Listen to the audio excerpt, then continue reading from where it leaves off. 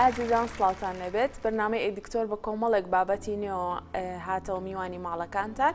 ئازیزان بەداخۆ ئەم بەرنامەی دکتۆر ئاوات کەمێک ناساغا بە هیوای ئەوین کە زوو چاک بێتەوە بێتەوە لەمان بەڵێ لە بابەتەکانی ئەمڕۆمان خواردنی ئەندامەکانی ئاژەڵ لەلایەن مرۆڤەوە کامیان تەندروستە؟ منداڵی بلووری وەڵامی پرسیارەکانی فەیسبوک.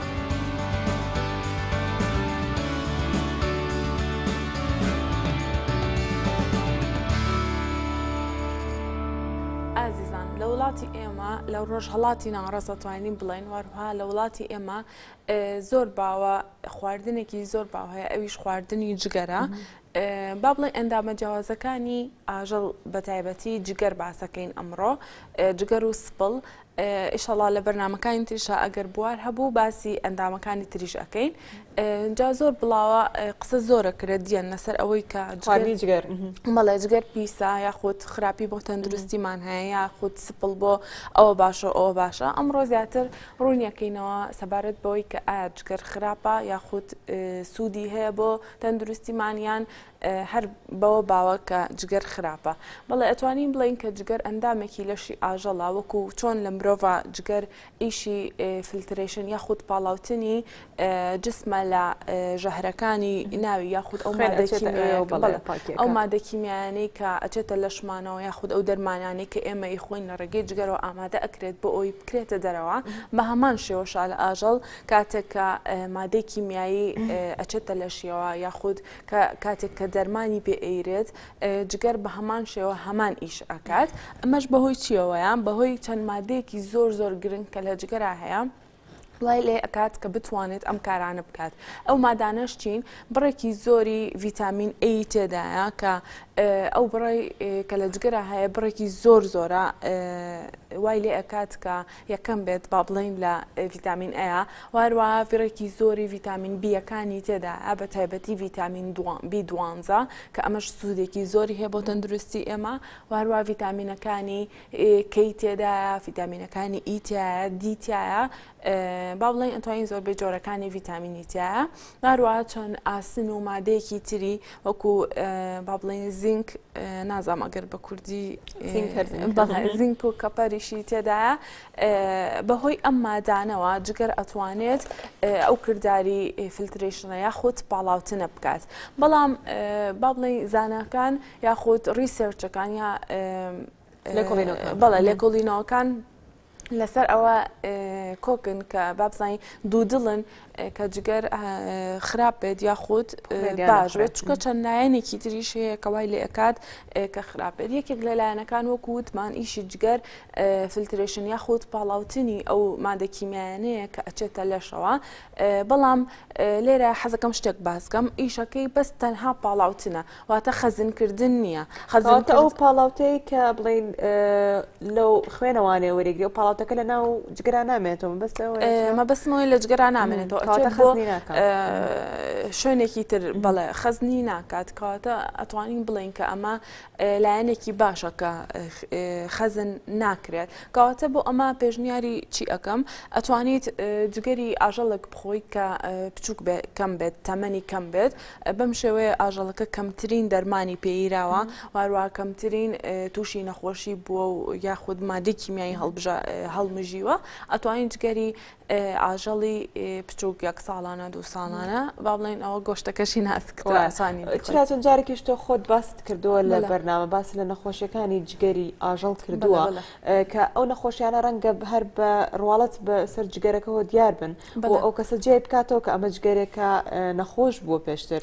بەڵێ بێگومان پرسیارەکە زۆر جوانە دیان ئەمە من باسی جگەرێک ئەەکەم کە ساغ بێت و پشکنینی ڤێتەنەری بۆ کرابێت و ئاژەڵەکە لە کوشتارگا سەر بڕابێت. ئەم باسی جگەرێک ناکەم کە تۆ خۆت لە ماڵەوە با بڵێن خێرێک ئەەکەیت یاخود قوربانی ئەەکەیت لە ماڵەوە جگەرەکەی بەبێ پشکنین بخۆیت چکە زۆربەی نەخۆشی هەیە لە جگەرا کە ئەگوازرێتەوە بۆ ئێمە زۆربەی کرم هەیە کە تووشی جگەر ئەبێت با بڵین ئەتوانین وەکو وتیش بەوازحی دیارە هەندێکیان شێوەی تورەکەیەکی سپیە و ئاویتیایە هەر کاتێک ئەوانە ئەبینیت ئەگەر لێ سێ چوار پێ ڕەنگی بەڵێ ڕەنگەکەشی لە کاتی سەر بڕینە دوای ماوەیەک ناچکە ڕەنگی دوای ماوەیەک ئەگۆڕێت. اینجا چەند شتێکی تر هەیە کە تۆ توانین بە چاوی خۆت ببینیت وەکو وتمان چەند تورەکەیەکی نەرمە قەت نەبینیەوە دییان وەکو ئاو وایە بەڵێ پڕە لە ئاو کرمی تورەکەی ئاوی پێوترێ ئەوە وەروە چەند شتێکی ترمان هەیە شتی سپیە ئەو کرمانن و ڕق بوون کە کاتێک چەقۆکەیان لێ خشێنیت هەستەکەی وەکو زیخ وایە بێگومان ئەم جگەرانە نابێت بخورێت لەبەر ئەوەی کەیس یاخود ڕیسکیان خەتەرناکی زیاترە بۆ سەرتەندروستیمان. حاڵەتی دووەم کە جگەر ئەوەی ترسناکی هەبێت بێگومان زۆری ئەو ڤیتامین ئەیە کە تایەتی ئەمە لە مناڵانە زۆر ڕۆیە کە بێتە هۆی ئەوەی کە ژەهراوی بوون بە ڤیتامین ئەی تۆکسیستی ڕوو بدات وەکو وتمان کە ڕێژەیەکی زۆری ڤیتامین ئەی تایە ئەو کەسانی کە زۆر جار وەکو وتمان لە مناڵە هۆکە ئەبێتە هۆی ئەوەی کە ژەهراوی بوون بە ڤیتامین ئەی ڕوو بدات بۆیە ئەبێت تۆزێک هەر شتێک ئەخورێت بەلایکی دووگیانیش بۆ ئەوانش نابێت جگەر بەکار بێن وەگوتمان ڕێژێکی زۆر ڤیتامین ئەی تایە و ڕەنگە تووشی ئەو حاڵەتە ژەهراوی بوونە بن کە باسس کرد. بەڵێ سەرچاوێکی تری خەتەرناکی ئەوەیە کە ڕێژەی پیس بوونە وەکو وتم ئەمە لە کاتێکا ڕوایە کە تۆ لە ماڵەوە خۆت حیوان یاخود ئاژەڵ سەر ببڕیت ئەمە یعنی حاڵەتێکی تایبەتیە بەڵام بە شێوەیەکی گشتی جگەر سوودێکی زۆری هەیە ئێمە هەروە ڕاهێنراوین یاخود هەروە لە ناو کووردا باوە کە جگەر خراپە بەڵام ئەمڕۆزانیمان کە سوودێکی زۆری هەیە ڤیتامینێکی زۆری تایە مادەی ئاسنێکی زۆری تایە بەڵام لەگەڵ ئەمانەشە تا ڕادەیەک زیانیشی هەیە لەبەر ئەوە هەموو شتێک من وا ینی خۆم دروشمی ژیان چۆنە هەموو شتێک زۆری لێ نەخۆی بەڕادەیە کە بێتە هۆی نەخۆشی بۆت ینی حەزت لە شتەکەی ئەتوانیت پارچەیەک دوو پارچە سێ پارچە لێ بخۆیت و زۆر ئاسایی کەواتە ئەو زیانە زۆرەشی نییە وەک باست کرد بەڵام زۆر گرنگە کە ئەو جۆرەش هەڵبژێرن کەوتمان کە بڵین تەندروست بێت و پشکنینی بۆ کرابێت تاوەکو دڵنیا بن لە هیچ ئەوەی کە ماکێکی خراپی نابێت. بەڵێ بێگومان ئێمە لە کوشتارگە و کاتێککە من لەوێ دەوامەکەم لەوێ بوو پشکنینمان بۆ هەموو جگەرێگە کرد کە ئەحد بێگومان زۆربیان دەرنەئەچوون لە پشکنینەکە یاخود ئەوانی تر دەرەچوون ئەوە تەنها پزیشکی ڤێتەنەری ئەزانێت کە کەی دەرەچێت و دەرناچێت بەڵام جگەری ئاساییش خۆت لە ماڵەوە ئەتوانی ڕەنەکەی ئاساییە و هیچ شتێکی بەسەرەوە نییە کە دەستی تێوە ئەی ئاساییە ئەوانە ئاساییە بگرێت. بەڵێ ئێستا ئەگەر بینە سەر خواردنی سپڵ بێگومان زۆر لە ناو خەڵکا باوە کە خواردنی سپڵ ئەبێتە هۆی ئەوەی کە خوێن زیاکات بۆ ئەو کەسانی کە بێ خوێنن بێگومان سپڵ سێ ئیشی گرنگی هەیە سێ فرمانی گرنگی هەیە لە لەشی ئەو ئاژەڵەیە سەرەتا ئەبێتە هۆی ئەوەی کە کاتێک خڕۆکە سوورەکانی خوێن تەمەنی خۆیان 120 ڕۆژەکە بەسەر ئەبەن لە ناو سپڵاشی ئەکرێنەوانێ هەمانەرکیشەیە لە لەشی ئێمەیە بە هەمان بەڵێ هەمان پیشەی هەیە و کاتێک کە ئەم ئاربیسیانەیە خۆت خڕۆکە سوورەکانی خوێنشی ئەبنەوە ئەمەوە لە سپڵ ئەکات هەمیشە ئامادە بێت کاتێک کە خوێن بەربوونە گوڕۆ ئاات خوێن بەربوونێکی کتوبڕ هۆکارێکی با بڵین کتوبڕی سارۆ ڕۆیات بە هەرچێکی تر بێت هەمیشە ئامادە بێت بۆ ئەوی خوێندا بینکات بۆ لەش لەو کاتانەیە وەروە فرمانێکی گرنگی تری هەیە ئەویش بریتە لە ئەوەی کە ڕژێکی زۆری خڕۆکە سپیەکانی خوێنی تایە ئەویش هەمیشە واکات کە مناعی ئەو کەسە بەرز کاتەوە لە کاتی مناعدا بەزینە بۆ ئەو کەسانی کە HIV واتە نەخۆشی ئەیدزیان هەیە یا بە هەر هۆکارێک بەرگری لە شاندا بەزیوە دەرهێنراوی سپڵی حیوان یاخود سپڵی ئاژەڵیان دەرهێنراوە بە شێوەیە گویان لێکردەوەکو دەرمانی لێبێت ئەیەن بەو کەسانە مەناعیان بەرزە بێتەوە یاخود ئەو کەسانی کە خوێنیان کەمە و دەرکەوتووە لە چەند لێکۆڵینەوە دەرکەوتۆ کاتێک کە تۆ ئەندامێکی لەشی ئەو ئاژەڵا خۆی بۆ منە سپڵە خۆی بە چەند شێوەیەک لە جسم تا ئیشی ئەو سپڵاکات کە سپڵی تۆ نایکات واتە هەندێک کەس سپڵیان بە باشی ئیژ ناکات یاخۆ سپڵیان دەرهێنراوە ئیشی ئەو سپڵە ئەکات. من قەت سپڵم نەخواردەوە چرا منیش خۆشم نایخۆم بەڵام زۆر کەس جگەرە خوات و زۆر کەسیش سپڵە خوات. جگەر خۆشە بەڵام سپڵم نەخواردەوە جگەریش ناخۆم هەرخۆلێنە بەڵام ئەمڕۆ زانیمان کە سوودیان هەیە با بڵین سوودەکانی ئەتوانین بڵین لە زیانەکانی زۆرترە بە هیوای ئەوم کە سوودتان لێبینی بێت ئیشەڵڵا ئەگەر بوار هەبوو لە بەرنامەکانی ترا باسی ئەندامەکانی ترەکەین باسی سی ئەەکەین ئاەت ئەخورێت یاخودنا باسی گورچی لە ئەەکەین سوودەکانی بەڵام یەک شتی تر لەسەر مێشکی ئاژەڵ ئەتوانم باسکەم ئەو کەسانی کە سەرروپێ ئەخۆن و مێشکەکەی ئەخۆن من ئامۆژگاریەکانەکەم کە نەیخۆن بەرەوەی نەخۆشیەکمان هەیە نەخۆشی ماتکا و سیندرۆم نەخۆشی شێتی مانگای پێوترێت کە لە ڕێگەی مێشکەوە بۆ ئێمە نەقلە بێت لەبەرەوە هەتا بتوانین مێشک نەخۆن باشترە ئەوم تەندروست بن دەستڕێگەن ئازیزان دوای ئەم ناوبڕا باز لە مناڵی بلووری ئەەکەین پسپۆری ژنان و مناڵبوون دکتۆرە سەیرابیاڵتیمان لەگەڵایە کە لە شاری پزیشکی فارۆق پزیشکە و لەوێ بۆ ماڕوونەکاتەوە مناڵی بلووری کێ بکرێ و بۆ کێ بکرێت بینەرمان بن.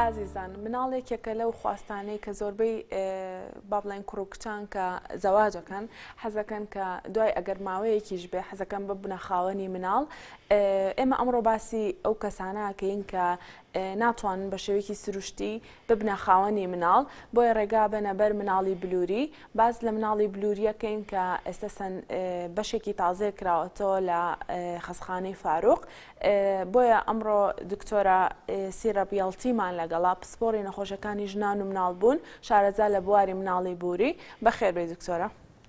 بەخێر دکتۆرە. Thank you so much. ئەگەر لەوە دەست پێ بکەین کەی دایک و باوک دێتە کلینیک بۆ مناڵی بلووری؟ First, hello everybody. I am Professor Dr. Serapialti from سەرەتا سڵاو لە هەمووان من پرۆفیسۆر دکتۆر سەراپاڵتیم لە سەنتەری پزیشکی ئاجبادەمەوە هاتووم لە تورکیاوە من زۆر شارەزام لە چاندنی مناڵی بلووریدا ئێمە کلینکی چاندنی مناڵی بلووریمان کردوتەوە لە شاری پزیشکی فاروق کە پێک هاتووە لە چەند ئامێرێکی زۆر ئاڵۆز بەڵام شارەزای ئێمە پێکەوە زۆر باشە بۆ یارمەتیدانی ئەو نەخۆشانەی سەردانمان دەکەن ئەوانەی کە کێشەی نەزۆکیان هەیە.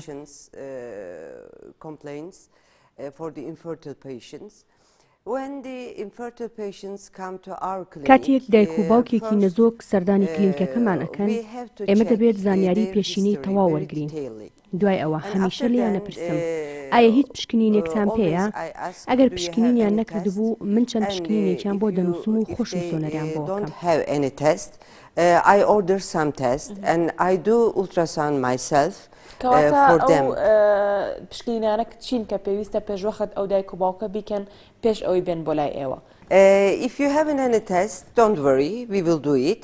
ئەگەر هیچ پشکنینێکیان نەبوو کێشە نییە ئێمە بۆیان دەکەین بەڵام کە هاتن من یەکسەر سۆنەریان بۆ بکەم سۆنەر زۆر گرنگە.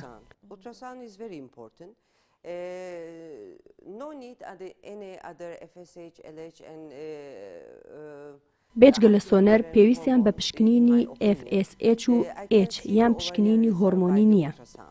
بە بڕوای من پشکنینی هێلکەدانەکانەکەم بە سۆنر دەیبینم ئەگەر ئەنجامی پشکنینی هێلکەدانەکان باش بوو ئەمە زۆر باشە.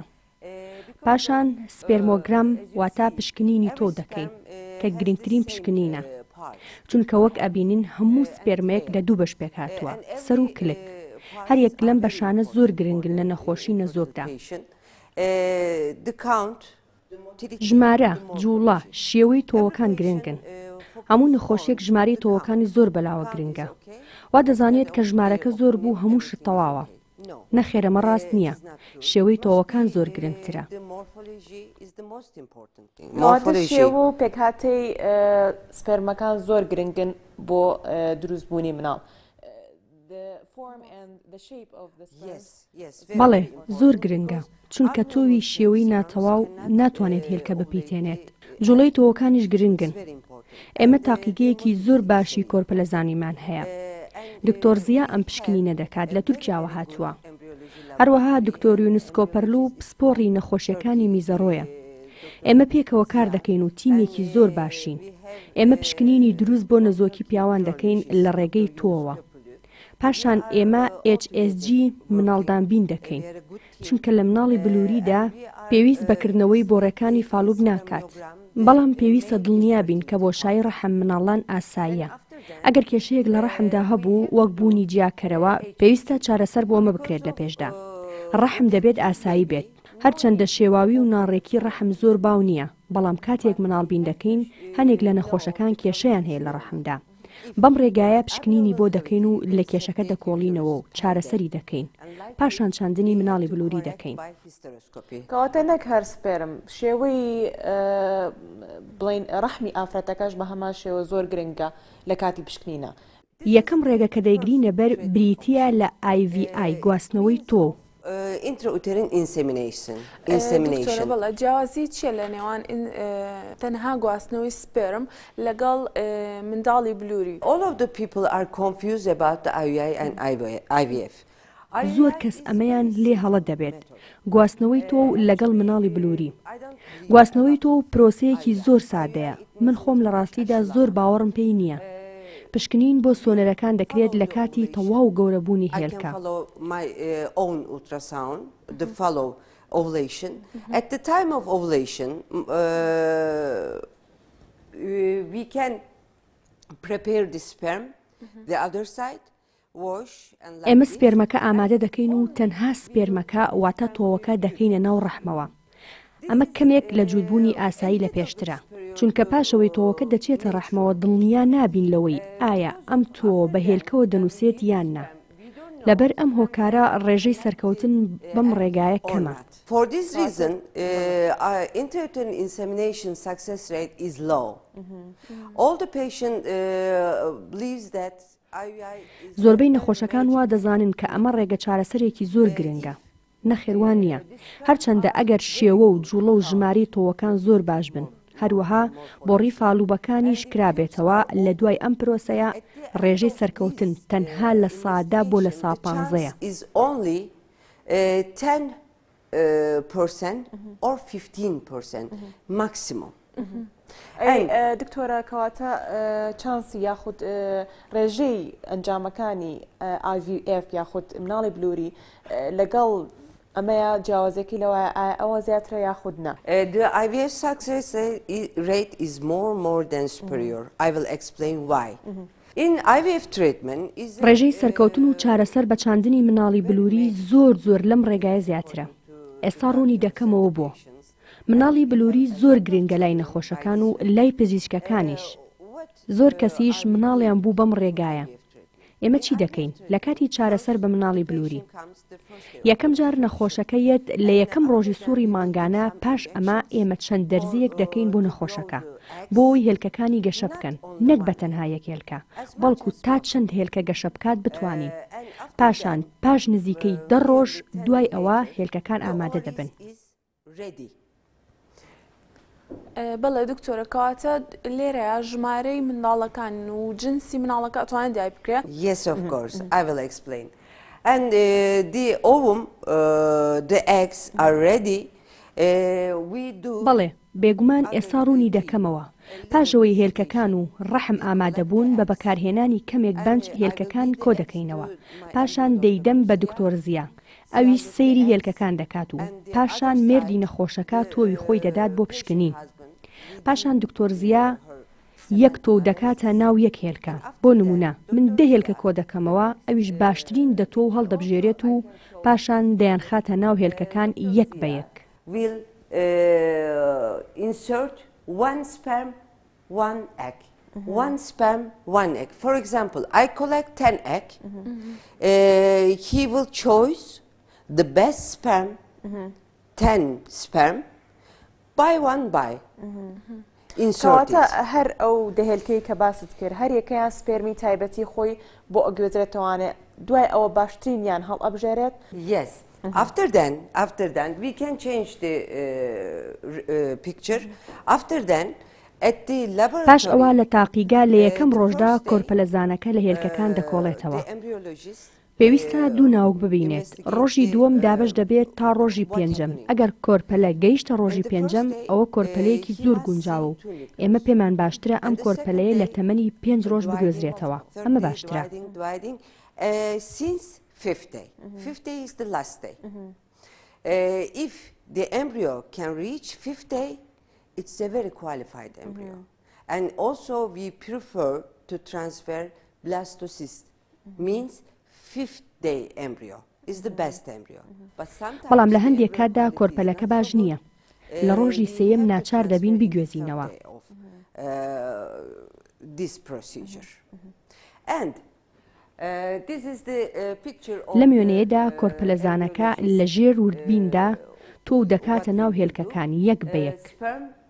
In this and the egg we can see only under microscope by one by sperm injected into the ovum.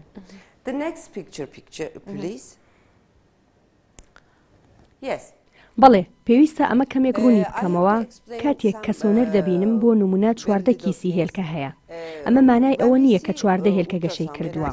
هەندێک جار من شلەی ناو کیسی هێلکەکان دەردەکەم و دەینێرم بۆ کۆرپەلەزانەکە. ئەوە دەبینێت کە هێلکە هەیە بەڵام هەندێک کات هێلکە نییە.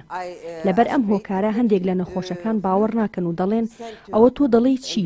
بۆچی پێش ئێستاوتت 15 هێلکە بەڵام ئێستا دەڵێی 10 هێلکە.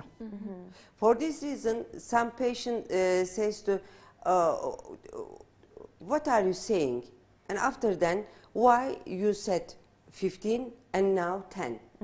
Because some follicles چونکە هەندێک لەو کیسانە ڕەنگە بەتاڵ بن. ئێمە ئەمە نازانین تەنها لە ژێر وردبیندا ئەبینین. تەنها کۆرپەلەزانەکەش دەیبینێت کە باشە یان نا. ئێمە ناتوانین ڕیزبوونی کرۆمۆسۆمەکان لە ناو هێلکەداندا ببینین کە ئایا ئاسایە یان نا، ڕەگەزەکەی مێ یان نێرە. ئێمە نایبینین بۆ ئەم کارە دەبێت قۆناغێکی تر پەیڕەو بکەین. قۆناغی دوای ئەوە PGD دەستنیشانکردنی بۆ ماوەی پێشچاندنی بلووری. The another step is preimplantation genetic diagnosis. And also we can do in our hospital.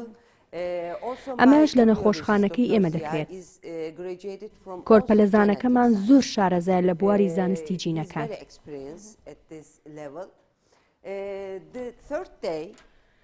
لە ڕۆژی سێمیدا کۆرپەلەکە 8 خانەیە لە ژێر وردبین بەشێکی لێ وەردەگیرێت و دوای دەینێرێت بۆ شارەزا لە جینەکان. دوای چەند ڕۆژێک پێمان دەڵێت کە ئایا ئەم کۆرپەلەیە باشە، کرۆمۆسۆمەکانی ئاساییە، بە شێوەیەکی ئۆتۆماتیکی ڕەگەزەکەشی دەزانرێت کە ئایا کچەیان کوڕە.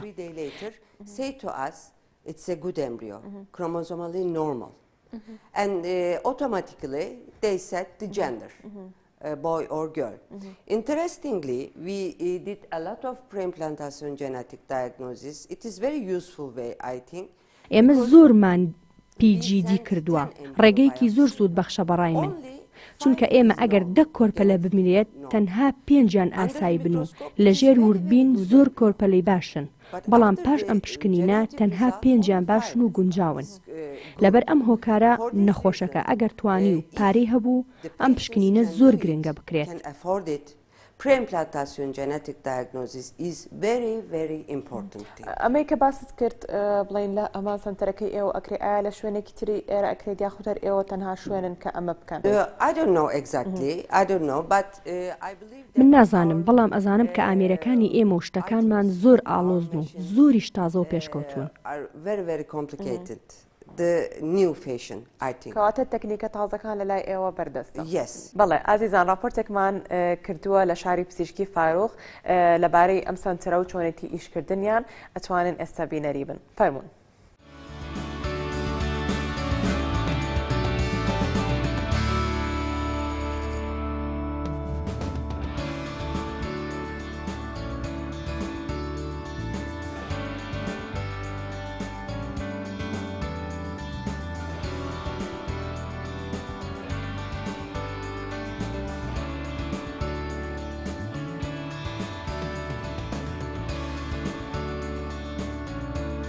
من دکتۆرە تەلار عەبدوڵڵا ئەحمەد پسپۆری نەخۆشیەکانی ژنان و مناڵبوون، دکتۆرە سەرابیاڵتی پرۆفیسۆری نەخۆشیەکانی ژنان و مناڵبوون، هەروەها پسپۆری چاندنی مناڵی بلووری لە تورکیاوە لە شاری پزیشکی فاروق پێکەوە وەکو تیمێک کار دەکەین.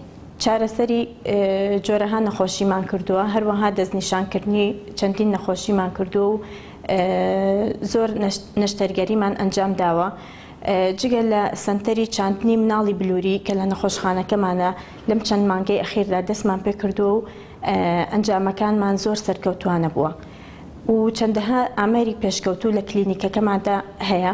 We did a lot of surgeries in Faruk Medical City. نەشتەرگەری زۆرمان کردووە لە شاری پزیشکی فاروق. But we did a lot of new things. بەڵام چەند شتێکی تازەمان شتی تازەی زۆرمان کردووە ئێمە. For example, we did the first laparoscopic hysterectomy in Süleymaniye. بۆ نمونە بۆ یەکەم جار لە سلێمانی نەشتەرگەری دەرهێنانی ڕەحم بە ناوسکبین بە لاپرۆسکۆپ لە شاری پزیشکی فاروق ئەنجام درا. Also ectopic pregnancy, ovarian cyst, and like this. All of them we can do by laparoscopically. هەروەها نەشتەرگەری جیاوازی تر بە ناوسکبین بە لاپرۆسکۆپ وەکو دەرهێنانی کیستی سەرهێلکەدان، دروستبوونی مناڵ لە دەرەوەی ڕەحم، چەند نەشتەرگەریەکی زۆری تر کە بە ناوسکبین ئەنجاممان داوە. And the other new things, we can use hysteroscopy very liberally. لەو شتە تازانی تر کە لەم نەخۆشخانەیە ئەنجاممان داوە هەبوونی جیهازی هیسترۆسکۆپ کە بۆ بینینی بەشی ناوەوەی منداڵدانە. For example, endometrial polyp excision, uterine septum resection can be done by laparoscopy by our team and by me. ئەتوانین بەم هیسترۆسکۆپە بۆ نمونە ئەگەر گرەیەک لە بەشی ناوەوەی ڕەحمە هەبێت ئەتوانین لە ڕێگەی ئەم ئامێرەوە نەشتەرگەری بۆ بکرێ، یان هەبوونی بربەستێک لە دیواری ڕەحمە ئەتوانین لە ڕێگەی ئەم جیهازەوە نەشتەرگەری بۆ بکەین.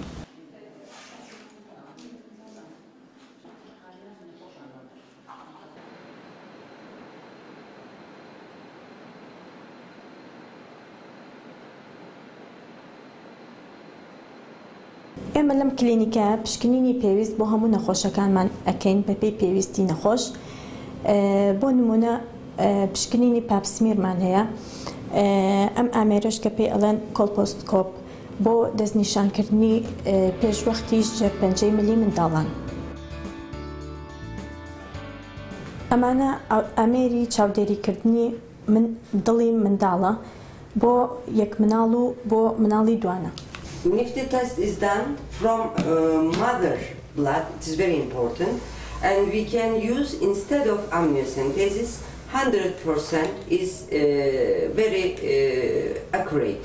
ئێمە ئەم پشکنینە لە ڕێگەی وەرگرتنی خوێن لە دایکەکەوە ئەنجام دەدەین و هیچ خەتەریاتێکی نییە نە بۆ دایکەکە و نە بۆ مناڵەکە. پێشتر وەرگرتنی ئاومان ئاوی دەوری پشتی مناڵەکەمان وەرەگرت کە ئەوە خەتەرە بۆ مناڵ لە بارچوون، بەڵام ئەمە هیچ خەتەریاتێکی نییە. The name of NIFTY test, non-invasive fetal screening test, is very widespread in the world. یەکێک لەو پشکنینانی کە زۆر گرنگە و زۆر بڵاوە لە جیهاندا پشکنینی NIFTY تەستە کە هیچ خەتەریاتێکی نە بۆ دایکەکە و نە بۆ منداڵەکە هەیە. This is ultrasound machine, you know. ئەمە ئامێری سۆنەرە. It's very important machine to diagnose the patient illness. ئامێرێکی زۆر گرنگە بۆ دەستنیشانکردنی نەخۆشیەکان. And there is ultrasound in our clinic, and I can do all the ultrasounds. ئێمە لە کلینیکەکەمانە ئامێری سۆنەرمان هەیە و ئەتوانین سۆنەر بۆ هەموو نەخۆشەکان بکەین. And it is very useful for us, really useful. زۆر بەسوودە بۆ ئێمە.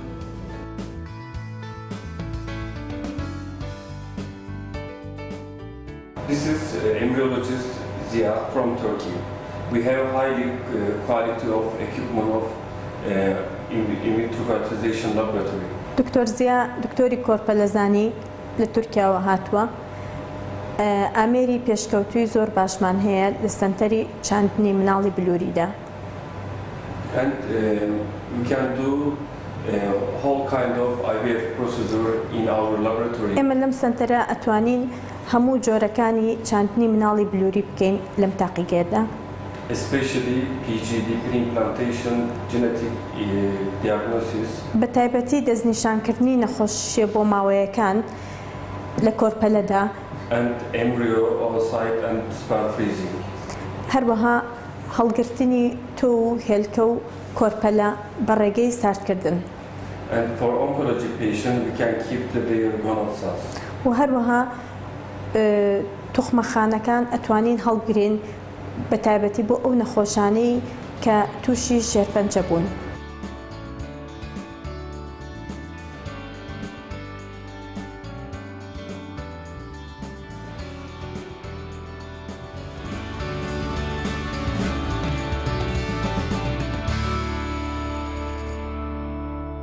بەڵێ دوای ئەو راپۆرتی کە بینیمە ئەم بەڕاستی دیان پێم خۆشە بە خۆشحاڵیەوە کە ئێستا شوێنێکی وا هەیە لە کوردستان و بە تایبەتیش سلێمانی کە ئەتوانێت خەونی ئەو هەموو دایک و باوکە بهێنێتە دی کە مناڵیانەیە. بەڵێ لەسەر بابەتەکەی خۆمان دکتۆرە ئەگەر بڵین بەستنی کۆرپەلە چیە؟ Freezing embryo is very important and also we can do very هەڵگرتنی کۆرپەلە بە ڕێگەی ساردکردنەوە واتە بەستن زۆر گرنگە. ئێمە زۆر بەسەرکەوتوی ئەنجامی دەدەین. بۆ بەستنی کۆرپەلە هەندێک جار ئێمە تەنها یەک کۆرپەلە یان دوو کۆرپەلە دەگوێزینەوە. گواستنەوەی یەک کۆرپەلە لە ڕێژەی سەرکەوتن لە ساسی و دوو کۆرپەلە لە سا 75. کاتێک ژمارەی کۆرپەلەکان زیاتر بێت ڕێژەی سەرکەوتنیش زیاترە. بەڵام ئەگەری دروستبوونی مناڵی دوانە و سیانی زیاتر دەبێت.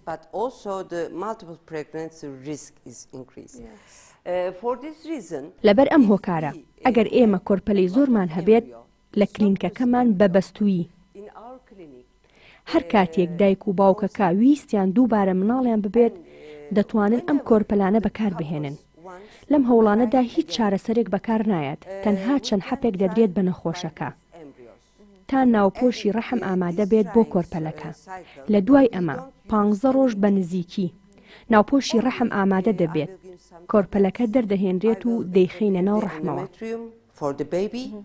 And after that, nearly 15 days after the endometrium is ready, we will throw it and we will transfer it.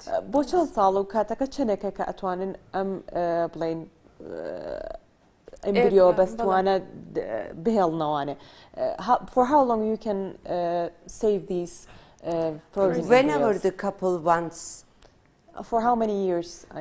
How many years? هەر کاتێک دایک و باوک ویستیان 5 ساڵ یان 10 ساڵ دوای ئەوە کەی بیانەوێت بەڵام بەڕەزامەندی خۆیان لە 5 ساڵی یەکەمدا ئەمە زۆر گرنگە چونکە بە پێی لێکۆڵینەوەکان کۆرپەلەی بەست و زیاتر سەرکەوتوترە لە کۆرپەلەی تازە. Nearly in the recent 5 years, the frozen embryo process is very important because in the literature, frozen embryo success rate is higher than the fresh embryo transfer. Why is that? Why is a very important thing, and thank you for your question, because in the fresh embryo transfer, we can miss the implantation. چونکە لە کاتی گواستنەوەی کۆرپەلەی تازەدا ئامادەی ناوپۆشی ڕەحممان لە کیس دەچێت. چونکە هەماهەنگی کۆرپەلە و ناوپۆشی ڕەحم زۆر گرنگە. لە کۆرپەلەی تازە ڕەنگە ئەمەمان لە کیس بچێت. لەبەر ئەم هۆکارە لە کۆرپەلەی بەستوودا هەموو شتێک ئاساییە. هێلکەدانەکان هێور بوونەتەوە و ئافرەتەکە ئاسایی بووەتەوە.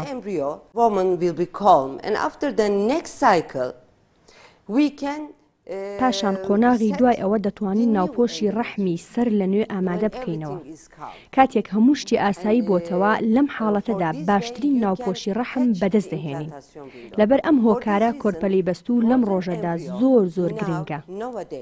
ئێمە زۆر بە سەرکەوتووی ئەنجامی دەدەین. شتێکی زۆر باشە چرا ئەو دایک و باوکار کاتێ بیانەوێ مناڵێکی تویان هەبێ ئەوان حازر هەیەە لەبەرەوە توانن هەر ئەوەنە و بڵین باشتریشەوە ئەنجامەکانی باشتریشەوە دکتۆرە باسی کرد وەک لە ئەوەی کە یەکسەر بکرێت. بەڵێ بێگومان. بەڵای دکتۆرە باسی ئەوەمان کرد کە لە باشیەکانی ئەم ڕێگایەمان کرد.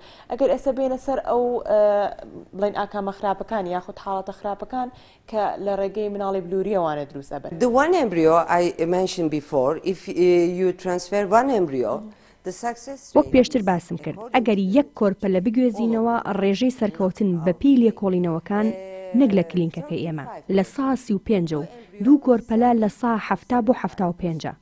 پێویستە لە پێشدا باز لەو کەسانە بکەم کە مناڵی بلووریان بۆ دەکرێت بۆ کێ دەکرێت. بۆ نمونە ژمارەی سپێرمەکان کەمن یان شێوەی تۆوەکان باش نین یاخود جوڵەیان خراپە یان بۆڕی فالوبەکان گیراون یەکێکیان هەردووکیان گیراوە. کێشە لە هێلکەداندا هەموو شتێ باشە لە ئافرەتەکەدا بەڵام ناتوانێت هێلکەی پێگەیشت و دروست بکات. وردەکیسی سەر هێلکەدان هەندێک جار چارەسەری ئەم کیسانە زۆر قورسە. کەمێک چارەسەر دەدەی بە نەخۆشەکە هیچ ڕوو نادات. چارەسەرەکە زیاد دەکەی هەموو هێلکەکان گەورە دەبن. هەندێک جار بەدەستهێنانی هێلکەی پێگەیشت و لە نەخۆشی وردەکیسی سەر هێلکەدان زۆر کێشەیەکی گەورەیە.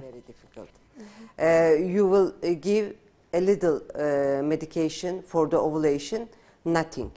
You will give more, all of the eggs will grow. For this reason, sometimes polycystic ovarian disease ovulation is a very big problem. And also, these people can come IVF, tube baby. هەروەها ئەمانە دەتوانن بێن بۆ چاندنی مناڵی بلووری.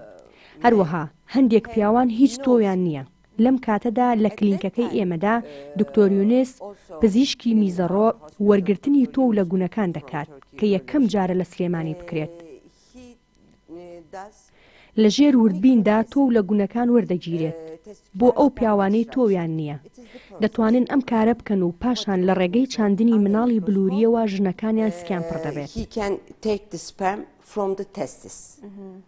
And for the azoospermic man, for no-sperm men, can do IVF and can get pregnant by this way.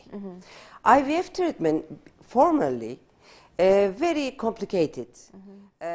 چاندنی مناڵی بلووری ڕێگایەکی زۆر ئاڵۆز بوو، زۆر گران بوو، بەڵام ئێستا ڕێگەیەکی ئاسانە و زۆر ڕاستە و خۆیە.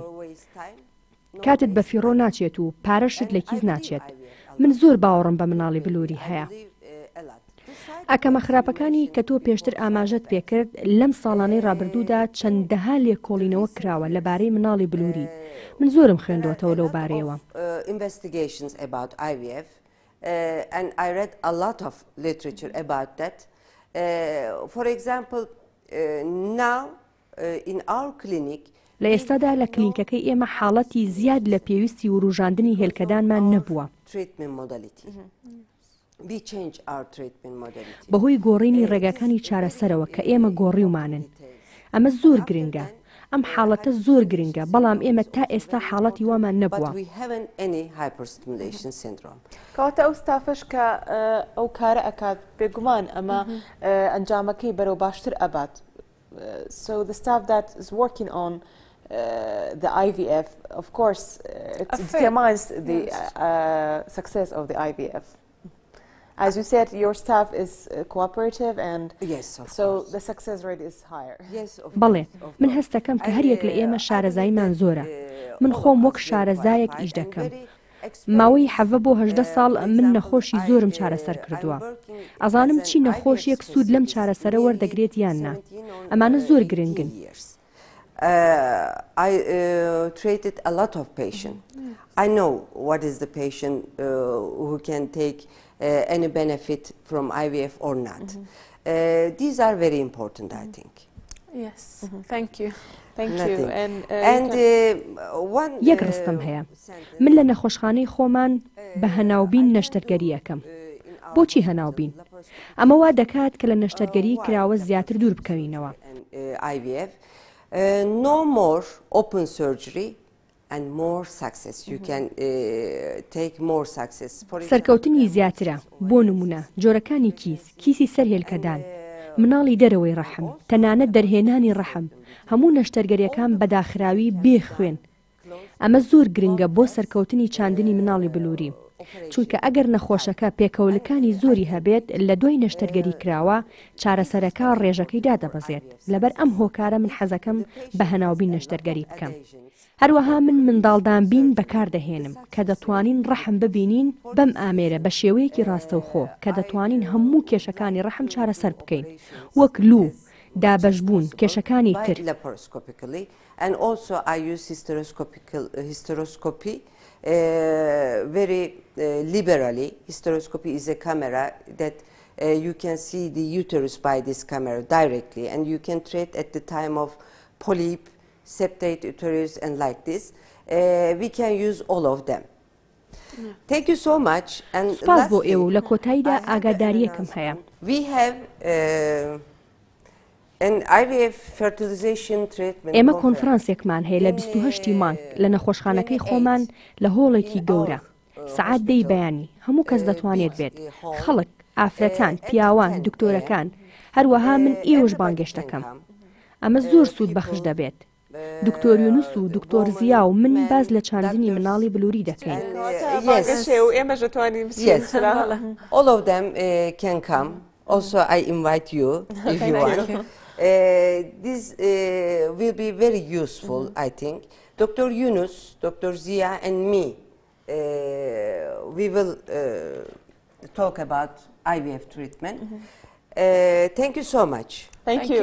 زۆر سپاس بەزانەکانە دکتۆرە. زۆر سپاس بۆ حاضربوونت. زۆر سپاس. Thank you so much. خۆشحاڵ بوو. سپاس.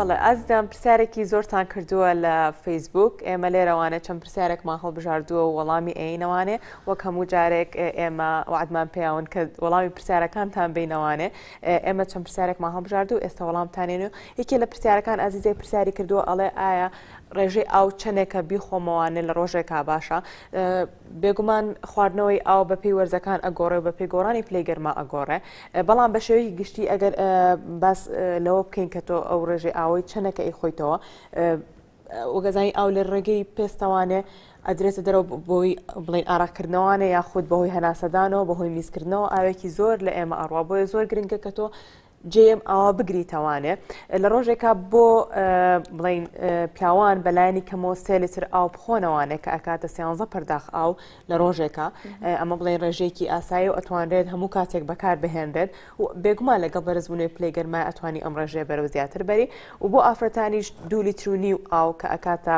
9 پەرداخ لە ڕۆژێکە ئاو پێویستە بخورێتەوانە هیواداری سوودمەند بووبی لەم وەڵامە. بەڵێ ئازیزێکی ترمان پرسیاری کردووە ئەڵێ چۆن بە شێوەیەکی ئاسان من زائیف ببم ئازیزە من پێتەڵم ئەگەر تۆ ئیرادە و هەبێت یاخود ئەو بڕیارە و یاکە زائیف ببیت هەموو شتێک ئاسانە ئەتوانی دەست پێ بکەیت بە خواردنەکانت ڕێک بخەیت و چەند ڕێجیمێکی بەرنامەی ڕێجیم هەیە لە ئینتەرنێت بەڵام وا نەکات کە کاریگەری بکاتە سەر تەندروستیت بە شێوەیە کە ڕۆژەکە هەندێک کەس هیچ ناخۆن تەنها سێوەیەکە خۆن تەنها میوەیەکە خۆن بە شێوەیەک نەبێتەوە کاریگەری بکاتە سەر تەندروستی و بتوێت لە ماوەیەکی زۆر کورتە کێشێکی زۆر دابەزیت بە شێوەیەک خواردنەکانت ڕێک بخە کە کێشە نیە چەندێکیشت پێ بچێت بەڵام تۆ ئەو ئیرادەی و هەبێ یاخود تۆ ئەو ئەزمە و هەبێت کە دابەزیت بێگومان هەردا ئابەزیت بێگومان لەگەڵ ڕێکخستنی خواردنەکانیشە وەرزشکردن و ڕۆشتن بەپێ ئەمە زۆر زۆر گرنگە ئەبێتە هۆی ئەوەی کە کێشت دابەزێت. بەڵێ پرسیارێکی تر دایکێکی ئازیز پرسیاری کردووە ئەڵێ مناڵەکەم تەمەنی 7 ساڵە دوودانی پێشەوەی هاتووە دیارە دانەکانی ناڕێکن ئەڵێکیان بەرز بە و یەکیان نزمە ئایا ئەمە چاک ئەبێت یاخود نایخود پێویستە کە تەلی بۆ دامرێ بۆ ڕێکردنەوەی دانەکانی ئێمە ئەڵێن کاتێک کە مناڵ لە تەمەنی دان دەرهاتن و دانکەوتنیە کە ئێستا 7 ساڵی تازە دانەکانی پێشەوەی هاتوون هیچ گرنگتیەک نییە کە ئەم دانانە بەم شێوە بمێننەوانێ هەتاوەکو ئەم دوودانە کەڵبانی نێن کە ئەخی دانن ئەخایەنێن تا تەمەنی 11-12 ساڵی ئەخایەنێت شێوەی دانەکان جیاوازە بێت و ئەگۆڕێت لەبەرەوە هیچ کێشەیەک نابێت ئەتوانی تۆ چاوەڕێ بکەیت تاوەکو هەموو دانەکانی بە تەواوەتیەن تا تەمەنی 11-12 ساڵی کە دوایە هەموو دانە شیرەکانی ئەکەون و دانە هەمیشەیەکانیان ئەو کاتە ئەتوانی سەیری دانەکانی بکە ئەگەر ناڕەکیەک یاخود کێشەیەکی هەبوو ئەتوانی سەردانی پزیشکی دام بکات بۆ ئەوەی بتوانێت هەڵی سەمگەێنێ ئایا ئەم دانانە چاک ئەبن یاخود نە و ئەگەر لە ئێستاوانێت تۆ